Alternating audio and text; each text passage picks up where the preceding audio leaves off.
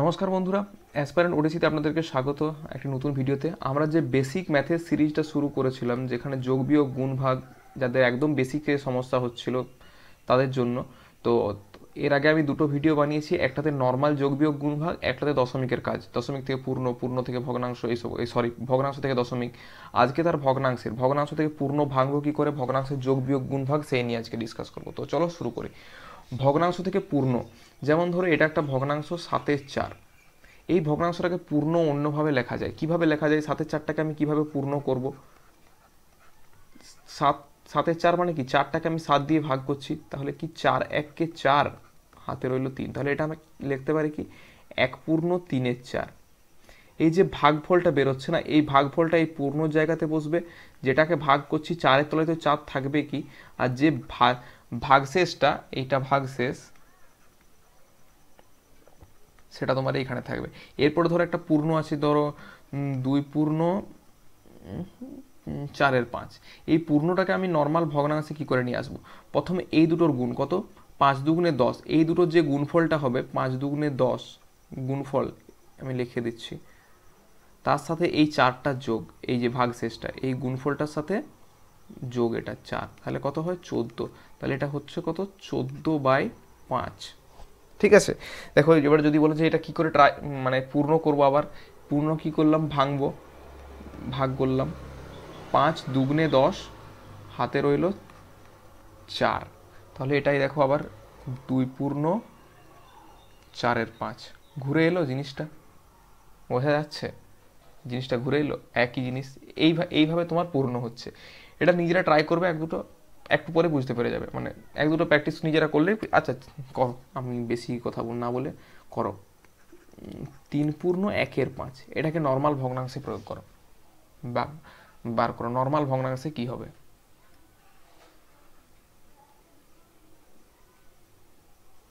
দেখো কি বলছি, এই দুটোর গুণ 5 3 15, তার সাথে এই উপরে যেটা আছে এটা যোগ, তাহলে কি 5 3 15 রেখে 16, 16/5।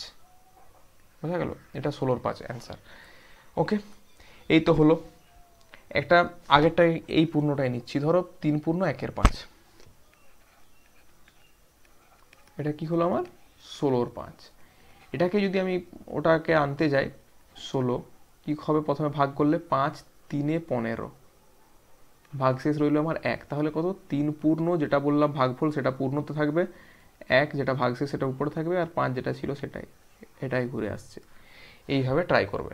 ওকে, চলো এরপরে আসি ভগ্নাংশের যোগ। বেশি সময় এখানে দেবো না, ভগ্নাংশের যোগ একদম বেসিক থেকে যায়। আচ্ছা, ভগ্নাংশের যোগের আগে লসাগুটা করে দিই। লসাগু মানে হচ্ছে এলসিএম নিতে হয়। লঘিষ্ঠ সাধারণ গুণনীয়ক, বাংলাতে লসাগু, ইংরেজিতে বলা হয় লিস্ট কমন মাল্টিপল বা লোয়েস্ট কমন মাল্টিপল। যেমন ধরো আমি 3 4 আর 24, এটা লসাগু। লসাগু কি করে করব? উৎপাদক বিশ্লেষণ। প্রথমে আমি দেখো 3 দিয়ে যাচ্ছে আমার, 3 3 1 চলে গেল, 4টা তো যাচ্ছে না, তাহলে 4 যেটা যাচ্ছে না 4 4 রয়ে গেল।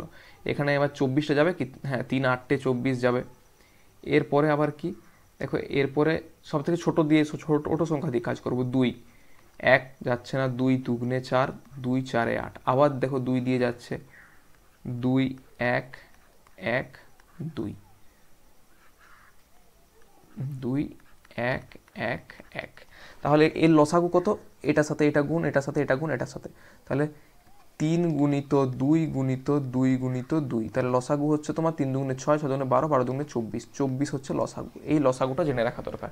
তুমি বলো দাদা ভগ্নাংশের যুগে তুমি লসাগু কেন শেখাচ্ছ? আরে বাবা বোঝাচ্ছি। দেখো একটা ভগ্নাংশ আছে 1/2, 1/2 যুক্ত তোমার 4/3। ভগ্নাংশের যোগটা কিভাবে করব? দেখো এই যে নিচে দুটো আছে না, এই 2 আর 3, এইটার লসাগু নেব। তাহলে 2 আর 3 এর লসাগু কত? প্রথমে নর্মাল তোমাদেরকে করে দেখায়। 2 3 কিছু যাচ্ছে না, দেখো 2 দিয়ে যাচ্ছে 3, 3 দিয়ে 1 1, 3 দুগুণে 6, 6 লসাগু। এই যে লসাগুটা বেরোলো না, এই 2টাকে এটা দিয়ে ভাগ করব। প্রথমে যে ভাগফলটা বেরোবে, এই ভাগফলটা এই উপরের সংখ্যাটা দিয়ে গুণ করব। তাহলে 2কে 6 দিয়ে ভাগ করলে কত হয় 3, 3কে 1 দিয়ে গুণ করলে কত হয় 3, 3 1 3, সেইভাবে এটা করি। 3কে 6 দিয়ে ভাগ করলে কত হচ্ছে, এই 6কে 3 দিয়ে ভাগ করলে তোমার 2 থাকছে, তাহলে 3 দুগুণে 6, তাহলে আমার ভাগফলটা কত 6/2, এই 6/3 আমার 2 বেরোলো। এই 2টাকে উপরে 4-এর সাথে গুণ করব, 4 দুগুণে 8, তাহলে আমার কত হচ্ছে 11/6। বোঝা গেল? আচ্ছা 11/6টা বার করলাম, তুমি এটা পূর্ণ করো, এটা পূর্ণতে কি হবে করো, সময় দিচ্ছি তারপর আমি করব।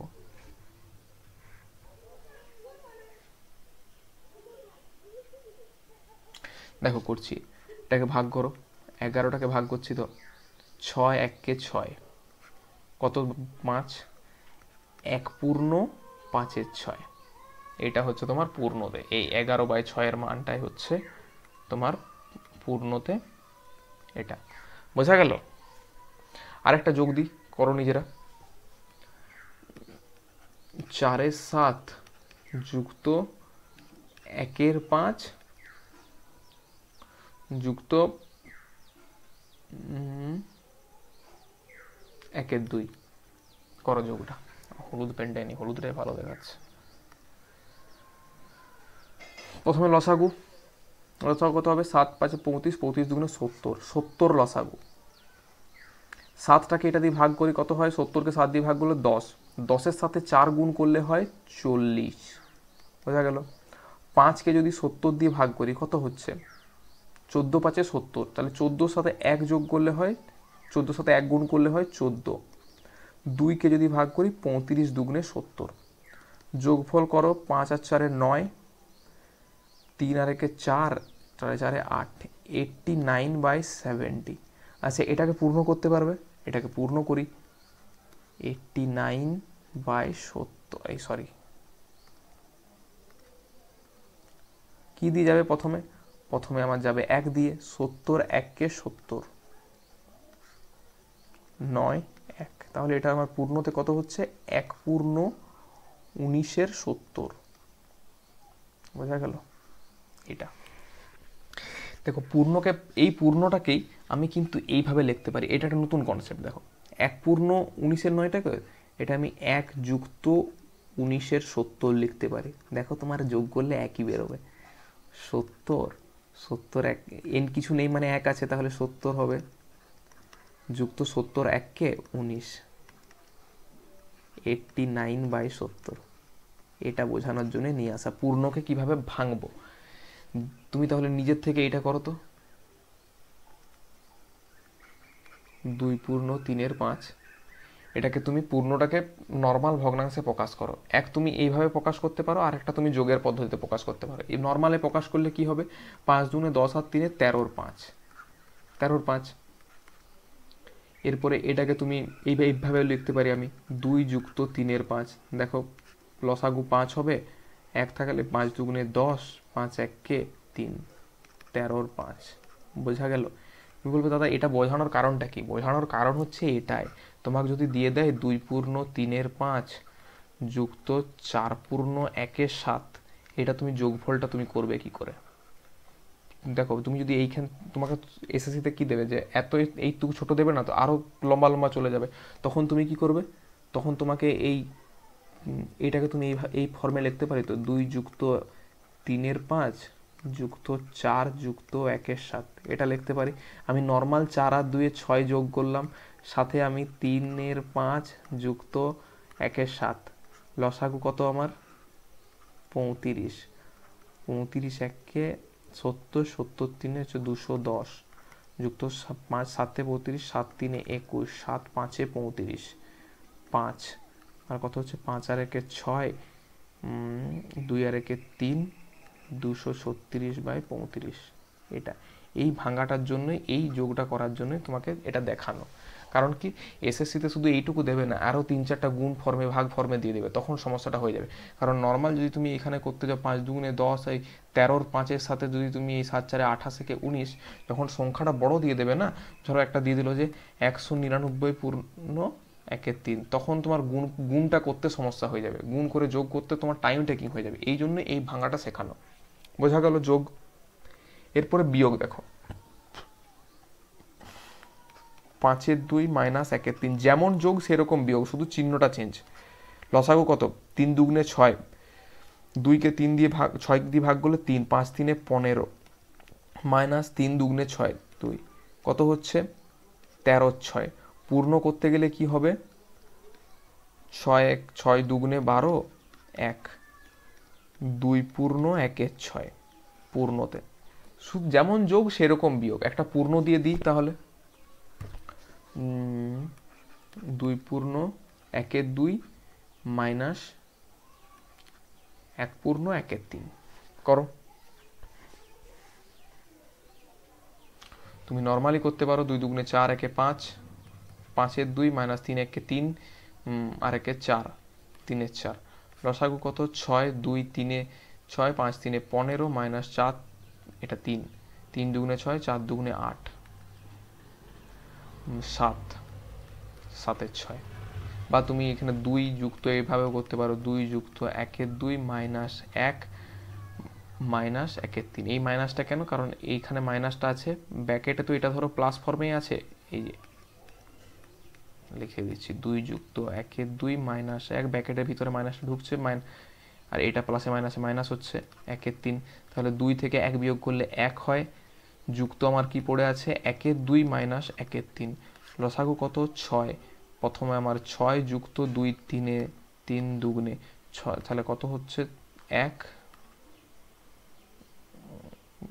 7 6 বোঝা গেল। যেমন যোগ সেরকম বিয়োগ শুধুমাত্র চিহ্ন চেঞ্জ। আগে যোগে যোগ করতাম এখানে বিয়োগ। এরপরে আসি ভগ্নাংশের গুণ। আরেকটা ইম্পর্টেন্ট কোশ্চেন কাটাকাটির ক্ষেত্রে ভীষণ কাজে লাগে এটা। 3 5 সাথে গুণ করব 25 2 এই 25 27 গুণিত 10 9।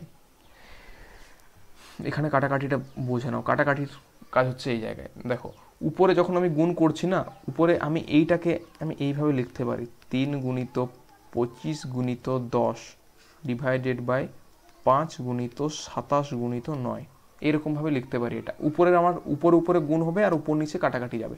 তাহলে কাটাকাটি করো 3 9 27 5 5 25 5 1 5 5 5 25 তাহলে আমার এটা পড়ে কত রইল 50/81। বুঝা গেল। এই হচ্ছে ভগ্নাংশের গুণ। এরকম একটা দিয়ে দিল যেমন সিম্পলিফিকেশন দেয় ধরো 1 পূর্ণ 1 2 গুণিত 4 পূর্ণ 3 7 এরকম একটা গুণ দিয়ে দিল তখন তুমি করবে কি তখন তোমাকে পূর্ণটা ভাঙতে হবে 2 1 2 1 3 3 2 গুণিত 4 7 28 28 আর 3 31 7 কাটাকাটি কিছু যাচ্ছে কাটাকাটি কিছু যাচ্ছে না 31 3 93 93/7 দুগুণে 14 এইটা হচ্ছে গুণ। বুঝতে পারছো ভগ্নাংশের গুণ। এরপরে আসি ভগ্নাংশের ভাগে। যেমন ধরো এমন একটা দিয়ে দিল যে 3 2 ডিভাইডেড বাই 4 3 এরকম একটা কিছু দিয়ে দিল। ভাগটা কিভাবে করব দেখো ভাগটাকে তো আমি এইভাবে লিখতে পারি 3 2 ডিভাইডেড বাই 4 7 যেমন ভগ্নাংশ আকারে। এরপরে উপরে 3 2 রইলো আর এই নিচে যেটা আছে না উপরে গেলে আমার পাল্টে যায় মানে 4 3 আছে এটা আমার 3 4 হয়ে যাবে 3 4 হয়ে যাবে।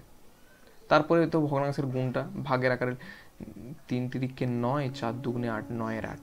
তাহলে আমি এত তো করব না যখন ধরো এইটাকে আমি ডাইরেক্ট তো এখানে করতে পারি 3 2 ভাগ আছে ভাগ দেখবো মানেই আমার হচ্ছে উল্টে দেবো 3 4 গুণ আর চিহ্নটা গুণ হয়ে যাবে একই আসবে দেখো 9 8। সেইভাবে একটা করো 4 5 ভাজিত তোমার এই সরি 8 এটা 8 বোঝা যাচ্ছে তো 8 10 এটা 8 হ্যাঁ করো কিচ্ছু নয় 4 5 ভাগ আছে মানে আমি উল্টে দেবো 8 10টাকে 10 8 করবো 4 1 4 দুগুণে 8 5 1 5 দুগুণে 10 2 1 2 কাটা গেল 1 অ্যান্সার। এইভাবে কাটাকাটিটা যায়। আরেকটা জিনিস ভাগের দিনে আমি বলতে ভুলে গেছিলাম মানে আমি দেখছি অফলাইনে এই সমস্যাটাও হয় আমার খেয়াল থাকেনি। দেখো যদি কোনো সিম্পলিফিকেশন তো তোমাকে একদম মানে এরকম দেবে না যে তুমি 4টাকে ভাগ করো বাবা 2 দিয়ে এইটা দিচ্ছে তুমি উত্তরটা কত বলো 4টা অপশন এরকম তো দেবে না। এরকম দেবে হয়তো এরকম একটা সিম্পলিফিকেশন নর্মাল দিল ঠিক আছে। এখন তো কোনো অসুবিধা নাই, তুমি ভাবছো যে এই তো 4কে 2 দিয়ে ভাগ করে দেবো, প্রথমে 2 তারপর 2 গুণিত 4, ভালো কথা। কিন্তু অনেক সময় হচ্ছে কি, ছেলেগুলো যখন করছে এইটা করছে, যদি আমি এরকম দিয়ে দিচ্ছি না, তখন বেচারাটা সমস্যায় পড়ছে। ওরা কি ভাবছে, ওরা তখনও এটাকে 2 দিয়ে গুণ করছে না, 4 ভাজিত 2, এটাকে আমি ডিনোট কিভাবে করছি, 4 ভাজিত 2, তখন 4টাকে ভাগ করছি আমি 2 দিয়ে, 4টাকে 2 দুগুণে 4, 4টাকে এই 2 দুগুণে 4, 4টাকে ভাগ করছি। এখানে যখন কনসেপ্টটা আছে, আমি এটাকে 2টাকে ভাগ করছি 4 দিয়ে, বুঝতে পারছো? এইটা 4 ভাজিত 2 আর 2 ভাজিত 4 সম্পূর্ণ আলাদা। আমি অফলাইনে ছেলেদের দেখি এই সমস্যাটা হয়। তাহলে এইটাকে আমি কিভাবে সলভ করব, যে যখন এরকম চলে আসবে, আরে তখন তুমি ডাইরেক্ট লিখো না আগে, এই দেখো 2 ভাজিত 4, এটাকে আমি এইভাবে লিখতে পারি তো, 2 ভাজিত 4, কোনো অসুবিধা নেই, ভাজিত ইন্টু 2 করো না, 2 একে 2, 2 দুগুণে 4, 2 এই কাটে গেল, 1 অ্যান্সার বেরোলো। দেখো এটাতে করলে তোমার 4 অ্যান্সার বেরোচ্ছে, এটাতে করলে 1 অ্যান্সার বেরোচ্ছে। এইভাবে করতে থাকো যোগ বিয়োগ গুণভাগ। যদি কোথাও সমস্যা হয় আবার আমাকে কমেন্ট করো, আমি আবার বোঝাবো, বুঝতে পারছো? যে এটা আরেকবার বলে দাও দাদা কিভাবে হচ্ছে কিভাবে না, আবার বোঝাবো। আর পরের দিনে সমীকরণ আনার চেষ্টা করছি, সমীকরণের কিভাবে সাইড চেঞ্জ হবে, চিহ্ন চেঞ্জ হবে, পরের দিনে বেসিকে সমীকরণ আনবো। আর রেশিও প্রপোর্শন তো চালাচ্ছি ভিডিও, যারা দেখছো না দেখো, অলরেডি পার্সেন্টেজ বানিয়েছি, রেশিও প্রপোর্শন চলছে অলরেডি শেষের মুখে। এরপরে রেশিওর যে প্রপার অঙ্কতে ঢুকবো, মানে দ্বিতীয় চ্যাপ্টার সুবিদ্যার স্যারের, সেখানে ঢুকবো আর কি, বুঝতে পারছো? তো যাই হোক, আজকের মতো এখানেই। কেমন লাগলো ভিডিওটা কমেন্টে জানাও, পরের দিন সমীকরণ নিয়ে আসবো। Thank you and stay tune for next videos.